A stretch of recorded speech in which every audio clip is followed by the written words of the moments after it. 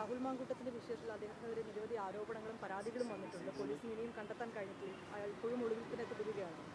അപ്പോൾ ഇക്കാര്യത്തിൽ കോൺഗ്രസുമായിട്ട് Marxist party ഒരു അന്തർധാര ഉണ്ടാക്കിയിട്ടുണ്ടോ എന്ന് ഞങ്ങൾ സംശയിക്കുന്നുണ്ട്.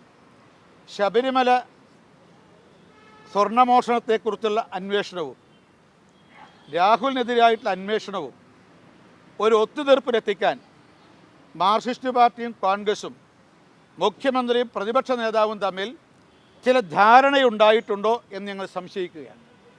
കാരണം ശബരിമലയിലെ സ്വർണ്ണമോഷണം ഇപ്പോൾ പിടിക്കപ്പെട്ടത് 2 CPM നേതാക്കന്മാർ ഇപ്പോൾ ഉദ്യോഗസ്ഥന്മാരുടെ കൂടെ ജയിലിൽ കിടക്കുന്നുണ്ട്.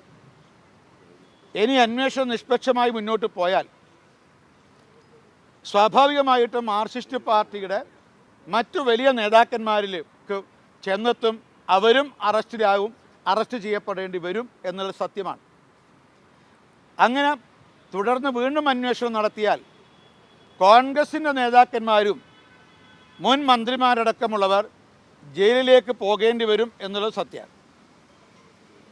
അതുകൊണ്ട് അതിൻ്റെ പശ്ചാത്തലത്തിൽ ഈ ശബരിമല സ്വർണ്ണമോഷണത്തെക്കുറിച്ചുള്ള അന്വേഷണവും രാഹുലിനെ കുറിച്ചിട്ടുള്ള അദ്ദേഹം നടത്തിയ പീഡനത്തെക്കുറിച്ചുള്ള അന്വേഷണവും പാതി വഴിയിൽ നിർത്തിക്കൊണ്ട് ഇവിടെ വെച്ച് അന്വേഷണം അവസാനിപ്പിക്കാനുള്ള ചില ധാരണകൾ CPM കോൺഗ്രസും മുഖ്യമന്ത്രി പ്രതിപക്ഷ നേതാവും തമ്മിൽ ഉണ്ടാക്കിയിട്ടുണ്ടോ എന്ന് സംശയം നിലനിൽക്കുന്നുണ്ട്.